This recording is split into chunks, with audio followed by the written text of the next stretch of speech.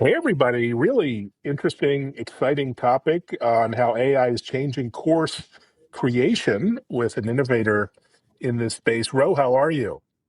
I'm good, thanks, Evan. How are you? I'm great. Thanks so much for joining. Really intrigued by this topic. Topic as someone who loves consuming courses. I never really thought about how they're created, particularly with AI these days. Before that, maybe introduce yourself and a little bit about your background, bio. Yeah, sounds good. So I'm Ro. I'm the co-founder of Corso.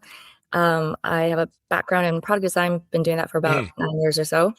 Actually, at my last company in Amsterdam was a consultancy. I met my co-founder, who was a mm. tech lead there.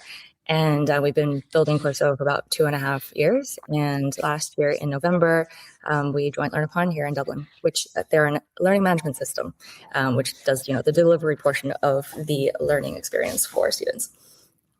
Brilliant. And when you started Corso, what was the big idea? What were you trying to solve back in the day? Right. So Coursera actually didn't start with like the LMS angle or like workplace training or Mm, anything. We actually started a lot more just like for ourselves. It was more of an experiment. So the very first idea I think came from Matthias. So he was building back in like December 2022, the infancy of AI chatbots and stuff. He was building a chat with PDF tool. I'd say it was probably oh one yeah, of the I first remember things. those. Yeah, I think the one he built was actually probably the first that hit the market, which is quite exciting. I helped him with the product design there, and the idea behind it was that he wanted to take complex contracts and legal documents and allow just like the everyman or anybody to like break that down and really understand what was going on under the hood. So yeah, he was kind of working with like reg and all that, and it was a neat little tool that I used a lot of as well. And after we built that, we were kind of trying to see, we're trying to see if there was more we could do, like on a bigger Mm, scale. And so we thought about education. And this came about when I was reading a really long form piece of content, really dry. And I was wondering if mm. I could maybe ask ChatGPT to kind of break it down for me, make it more interesting, more fun, test me a little bit, just make it actually engaging because I have a very short attention span. Um, so I tried it out with ChatGPT and like it actually worked pretty well with examples and everything. And I went up to Matt and I was like, hey, do you want to like try to build a prototype around this just to see what happens? And so we did that quite quickly, ended up getting customers actually quite quickly as well. None of this was really expected at first. Mm. Wow. Really, the Well first done. iteration, thanks. The first iteration was really just to kind of see, uh, yeah, if we could make something actually useful. So from Matt's angle, he was really interested in testing the limitations of AI. At the time, there were quite a few. So, for example, hallucinations were a really big issue. Um, Mm, yeah, I'm sure you're familiar with that. You get all kinds of plausible output from LLMs, right? Because that's kind of what they're meant to do, rather than be hyper accurate. So mm. he got really into like writing evals and like learning how to like do that really well. Another thing is increasing our context length, both input and output, because back then again, there was like very, very strict limitations on what you could kind of upload and what you would get out in terms of length. So we were just like, well, he was like trying to push the limits on all these different facets. And I think that was like really cool because it set us apart from all of the other like rappers that were out there that were kind of just trying to Mm. take what's already available and just like make it like for a certain use case. And then yeah, from my angle, it was very much more like product first as a product designer. So it being beautiful and usable and friendly was imperative, and also building something that was actually useful that customers wanted. Um, Yeah, that's amazing. So I like that, building something users actually wanted in business to business kind of sales. Not always that obvious. So who ultimately became the heavy users, the power users, who were at Corso, who really engaged with the product? Yeah, that's a great question. And that's kind of how we like found our way into the enterprise Mm, world. So again, at first it was kind of for people to just like remix their knowledge, like get what was in their brains mm, out into the world or whatever. But we started getting these customers that were a lot more serious, like pretty early on. So one example was a pretty large manufacturing company, and their workforce was just about like most of them were kind of retiring around the same time. So they were a bit panicked about being able to teach the next generation of that workforce. oh wow. The things stuck in these people's brains. And they didn't have a big enough team in the learning space to kind of like support that. And so they were kind of desperately looking for AI solutions, found us. And when we learned about their use case, we're like, hey, this is like kind of an interesting, it kind of clicked for us because Mm. we had been working for a while on like reducing hallucinations, and people were like genuinely very impressed by the accuracy of the output. Like people were telling us all the time. And of course, in an enterprise or like a B2B situation, like learning, accuracy is highly important. And we were at this point able to ingest a lot of content. So imagine one of these people at the company could just like brain dump all their knowledge, like make a voice recording. Mm. And then, or have 10 people make 10 voice recordings and like dump that all into Corso and get out like a structured output. So we really kind of like laid the groundwork early on with our experimentation there. Um, and then, yeah, when we realized this gap in the enterprise, like the corporate learning space, we started working with instructional designers and people who actually built courses for a living, and basically like rebuilt Corso systems to Mm. follow like their expectations. So that comes down to like the workflow. It's like a guided kind of process that anyone can use, including subject matter experts, people without any learning design background, but Right. also like within the systems, it's like built in these like pedagogical standards. So the output is actually as close to what you'd expect an actual instructional designer to make. And yeah, we always, of course, recommend that you kind of review the output. That's always like, Right.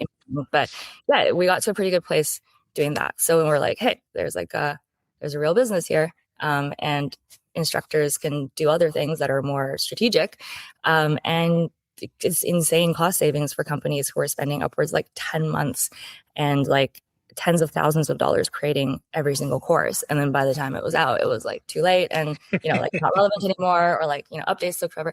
So yeah, it just kind of solved all these problems, I being love that. Wow, what a great story. So things were going onwards and upwards, real customers, bigger customers.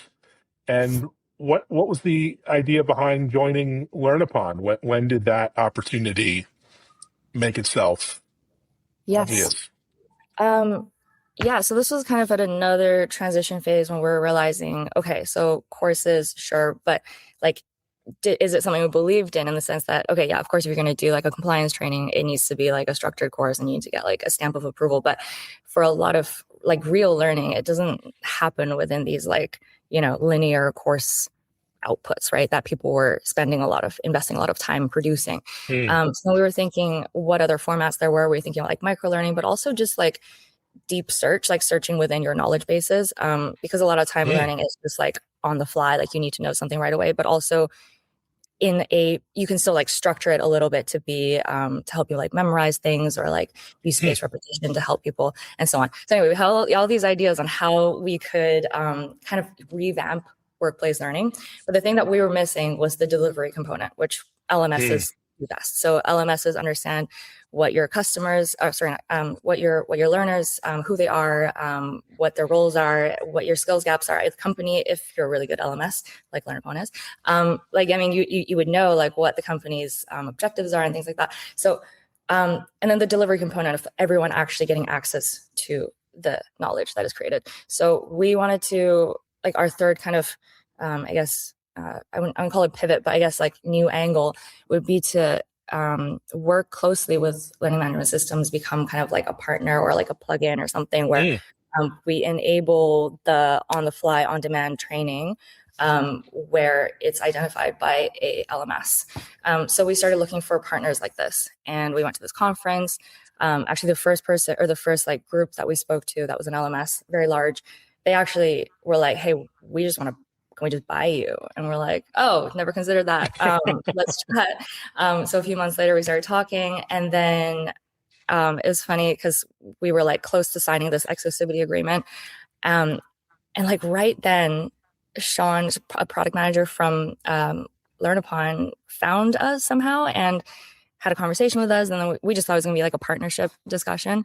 Mm. But it really kind of like snowballed very quickly, because we told them we had something on the table. And then they kind of amped it up a bit. And we ended up pushing the other one back a bit, having more conversations, meeting Brendan, the CEO, Des, the CTO, and just like really connecting with them and their vision. It's crazy because we had all these like late night conversations where it was like the CFO there was there as well, the five of us, just like Mm. talking about vision, talking about how this could go, demoing the product for each other, and like just growing more and more like both our all our brains are like kind of on fire, like of what we could build together. And it was really beautiful. So Oh, that is an amazing story. I love that. I'm just envisioning that meeting and how awesome it must have been. And obviously, Learn Upon acquisition happened. What's it been like within Learn Upon? What have you learned, pun intended, with the new organization? Obviously, bigger company, lots of different threads going on, I'm sure. Tell us about that journey post acquisition. post acquisition, yeah, I would say there, I mean, what's great is like, you start off with the vision alignment. That was like Mm, imperative. And then the cultural alignment, so the fit was already there, the groundwork was laid. I feel like those are the hard pieces. So now when you're working through the tricky bits, which is like cross-functional alignment and getting a bit mm, more resourcing from like different departments, those are things that, I mean, it just takes a bit of time, but everyone is kind of like bought into the mission. And um, like we have all kinds of support.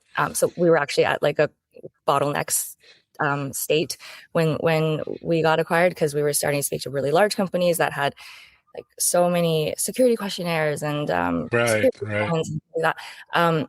And now Learn Upon is supporting us. Like they're so wonderful. They're just doing all this in the background, and um, yeah, and so we're able to actually build and work on the innovative part. It's great. Yeah, no, and to have a company supporting you is always helpful. How has your let's say philosophy about AI evolved over the last few years? It's moving so quickly. I'm sure Yeah. you have your own stack of tools that you know and love, as well as designing addition ones. What do you think about the current your current approach and how it might change over time? Do you have like a philosophy around AI that you try to bring to clients and into your user experiences and design experiences, Yeah. or are you just taking it day by day, week by week? It's tough to it's like a Um, fire hose, drinking out of the fire hose. It's tough to keep track of what's happening out there in AI. there's obviously like, yeah, a lot of new things all the time. I think I try to keep my finger finger on the pulse, but I do keep track of like what's happening on a broad spectrum. I think Matthias is a little bit more in depth. Like he tries every new tool, every new model that comes out. He like really Wow. like I said, he pushes like the limits of AI, and I think again that's part of the reason why we're successful, is because we've always been like a step ahead. For me personally, I don't use AI for designing Mm, much yet. I see the potential. I think I like being able to do it by hand, and so I'm pushing that a bit more until the tools get a bit more stable. I have no doubt that in the near future I'll be doing most of my designing with AI, but right now I still actually just enjoy it. So that's what I'm doing. I'm very open to it. I think also that AI is being treated very much like a focal point right now, and a lot of mm, this AI for AI's sake mentality. And I do think that AI is more of like I mean, it should be like a backdrop kind of thing, like a word mm. processor would enable you to just kind of disappear into the background. It shouldn't be something that people are constantly kind of shouting about, I think. So I guess that's my general philosophy on AI, and that Mm, AI tends to be more average than remarkable. So you really need to still have the expert there to like guide it. It's not a thinker per se. Great at right. analogies. Um, I think though, on the other hand, I want to talk about like my philosophy when it comes to learning. I think that's Mm, the use case that I'm digging into the most. So like zooming way out and like back to when we started Corso, and getting a little cliche here, but like democratization of knowledge. I mean, this from the oh, beginning it's was real. Yeah. yeah, right. So many people have all this knowledge in their heads, like knowledge holders. Not necessarily they don't want to share it, but they just like they're not. That's not their forte or whatever. They're not meant to be creating trainings or whatever it is. So just being able to help people who have this knowledge disseminate it. And I think again, like way, expanding a way out.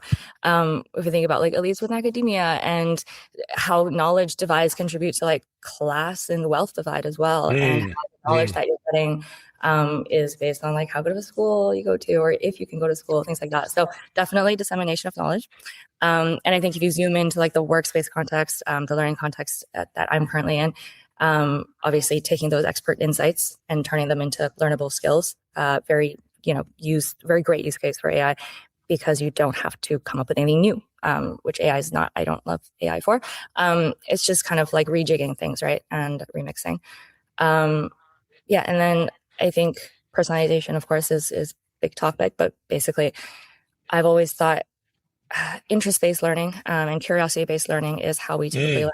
When I was younger, and all my friends, like we would go on Wikipedia and go into rabbit holes, mm. classic. I think many of us did this, and nobody told us to do that. We just like wanted to click hyperlinks forever and ever and ever. But that those come from like a real source of interest, right? So tagging on to, I think, existing neural pathways of learners as well. So things that people already care about and already think about a lot is a great way to learn, because it helps you remember it, like, tethered to something that is already a thing in your head. And then, like I said earlier, I think AI is great at analogies and connecting things. So imagine like, yeah, I mean, I think Google started kind of doing this recently, where like for kids, you Mm. have examples based on soccer or something, if that's what you care about, but like you're learning math. I don't know, really cool. So Yeah, no, it's been fabulous to tailor learning. I mean, in the old days, tutors, and by the rich and famous could hire tutors to one-on-one tutor their children. And of course, most people can't afford or have access to tutors, but AI is becoming, this personalized tutor that we never could have dreamed of had access to. So exciting, the work you're doing. What are you excited about this year? Any events or travel, or is it more heads down getting product delivered to customers? What's on your radar this next weeks or months? Any events, for example? yeah, so I mean, at Learn Upon, I think we're really heads down with building the integration. So they Mm, have a really great learning management system that has skills pathways and also skills taxonomies that help you like really, define those learning gaps within a company, right? So this is a perfect application for a Corso to come in, where we can generate the learning on the fly. We are building out all the functionality that's on Corso right now into their platform. They're also keeping Corso separate, so you can still like buy a license or whatever and connect it to your mm, existing mm. LMS with Swarm or yeah, export it basically. So that's kind of where my head's at. I'm trying to think about our roadmap. We have so many things that are now finally we're finally able to action on. Our roadmap is like we have like 300 tickets and so many exciting features that I've been like itching to do for like, some of them are like 2 years old, and I'm like, please can we do this? And how we been legit earlier, we've been like, first to market, but whatever. I'm happy with the pace because we've really focused on quality and product. So yeah, I'm excited to Well, see Corso evolve. yeah, no, it's a wonderful story, wonderful journey. Thanks for sharing it. I know this isn't your normal format, so really appreciate you stepping out of the office, as it were, and sharing the history and the vision. And it's such an exciting journey. Congratulations to you and the team. Thanks so much. Yeah. All right, and thanks everyone for listening and watching, sharing the episode. Also, check out our TV show now on Bloomberg TV and Fox Business at techimpact.tv. Thanks, Ro. Thanks, everyone. Thank you, Evan. Take care. Bye. Thanks. Bye bye.